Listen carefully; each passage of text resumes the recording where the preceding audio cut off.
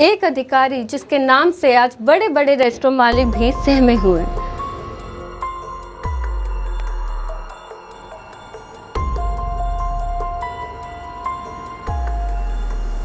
जिसकी कार्रवाई के वीडियो मीडिया में इतने वायरल हो रहे हैं कि हर किसी के मन में एक ही सवाल है कि कौन है आखिर ये IAS सिंघम तुकाराम मुंडे। क्या वो सिर्फ एक सख्त अधिकारी है या फिर उनकी कहानी इसके कहीं आगे जाती है। आज जिस अधिकारी की चर्चा पूरे देश में हो रही है वह तुकाराम मुंडे कभी महाराष्ट्र के एक छोटे से गांव के साधारण किसान परिवार से निकलकर देश की सबसे कठिन परीक्षाओं में से एक को पास करने का सपना देख रहे थे। उनकी कहानी में एक चीज बार बार दिखाई देती है, जहां भी वो गए चर्चा में आ गए। लेकिन ऐसा क्यों? तुकाराम मुंडे महाराष्ट्र के खाद्य एवं औषधि प्रशासन के आयुक्त हैं और पिछले महीनों से उनका नाम लगातार सुर्खियों में है। उनके नेतृत्व में बड़ी संख्या में मुंबई से लेकर दूसरे शहरों तक खाद्य प्रतिष्ठानों और बड़ी कंपनियों पर छापे पड़ रहे हैं। रेस्टोरेंट, होटल, भोजनालय और खाद्य कारोबार से जुड़े प्रतिष्ठानों की जांच की जा रही है और कई जगह लाइसेंस भी निलंबित किए गए। यही वजह है कि उनका नाम का डंका सिर्फ प्रशासनिक गलियारों में नहीं बल्कि आम लोगों में भी सुनाई दे रहा है। लेकिन ये पहली बार नहीं है जब तुकाराम मुंडे किसी बड़े काम की वजह से चर्चा में आए हों। उनकी पूरी नौकरी का इतिहास देखें तो एक पैटर्न जरूर दिखाई देता है, सख्त फैसले और बार बार तबादले। तुकाराम मुंडे का जन्म महाराष्ट्र के बीड जिले के ताजपुरना गांव में हुआ था। उनका परिवार खेती से जुड़ा था। उनकी शुरुआती पढ़ाई गांव के जिला परिषद विद्यालय में हुई। यानी जिस व्यक्ति को आज आप बड़े बड़े सरकारी दफ्तरों में अधिकारियों को निर्देश देते देखते हैं, उसकी शुरुआत किसी बड़े शहर के महंगे विद्यालय से नहीं, एक साधारण गांव, साधारण परिवार और पढ़ाई के लिए सीमित साधन।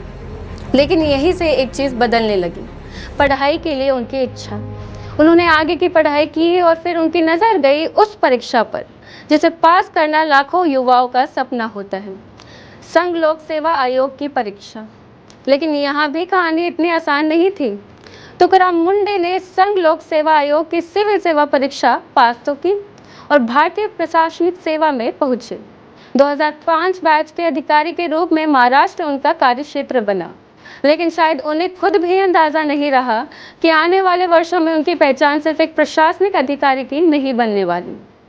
वे जिस जगह गए वहाँ उनकी कार्यशैली की चर्चा होने लगी, कहीं सत्य के लिए तो कहीं भ्रष्टाचार के खिलाफ रुख के लिए और कहीं ऐसे फैसलों के लिए जो आमतौर पर अधिकारी लेने से बचते हैं। और फिर शुरू हुआ उनके करियर का सबसे चर्चित हिस्सा, तबादले।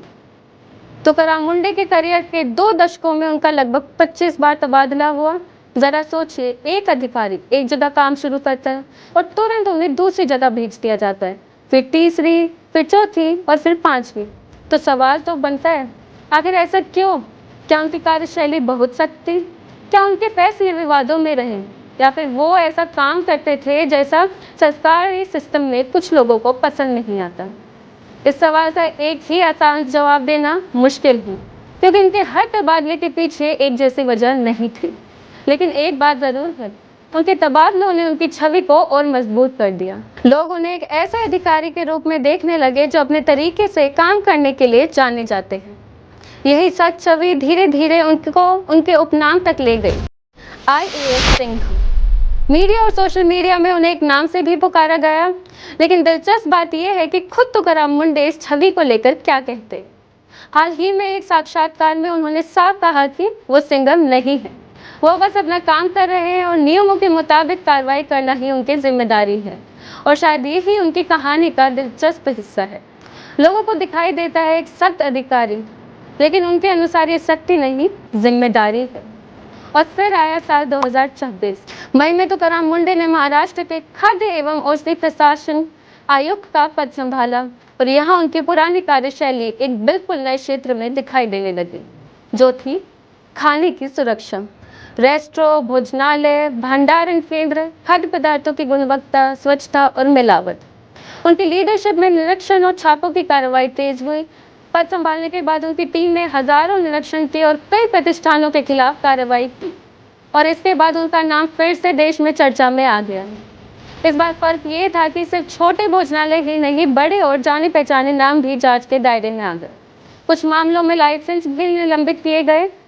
यही वो समय था जब तुकाराम मुंडे सिर्फ महाराष्ट्र के एक अधिकारी नहीं रहे। उनका निरीक्षण, उनके बयान, उनके फैसले सोशल मीडिया पर चर्चा का विषय बनने लगे। यहाँ तक कि उद्योगपति हर्ष गोयनका ने मजाकिया अंदाज में कहा कि तुकाराम मुंडे से मंजूर होना शायद एक मिशेलिन स्टार से भी ज्यादा प्रतिष्ठित हो जाए।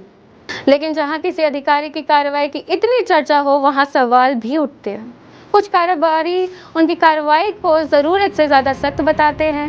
उनकी कार्यशैली को लेकर शिकायतें भी सामने आई और कुछ मामलों में उनकी कार्रवाई को लेकर कानूनी विवाद भी हुए। तो क्या तुकाराम मुंडे सही है या उनकी कार्यशैली बहुत कठोर है? इसका फैसला शायद किसी एक वीडियो या एक खबर से नहीं किया जा सकता। लेकिन एक बात तो साफ है, मुंडे का नाम आते ही बहस ज़रूर शुरू हो जाती है, क्योंकि उनकी पहचान सिर्फ पद से नहीं, उनके काम करने के तरीके से बनी है। तुकाराम मुंडे की कहानी सिर्फ एक अधिकारी की कहानी नहीं है, ये उस बहस की कहानी भी है जहाँ एक तरफ सवाल है व्यवस्था को बदलने के लिए कितनी सख्ती जरूरी है, और दूसरी तरफ क्या सत्य और जवाबदेही के बीच संतुलन संभव है। इसका जवाब आने वाले समय में हमें जरूर मिलेगा। लेकिन फिलहाल एक बात तो तय है, तुकाराम मुंडे का नाम खबरों से इतनी जल्दी जाने वाला नहीं है।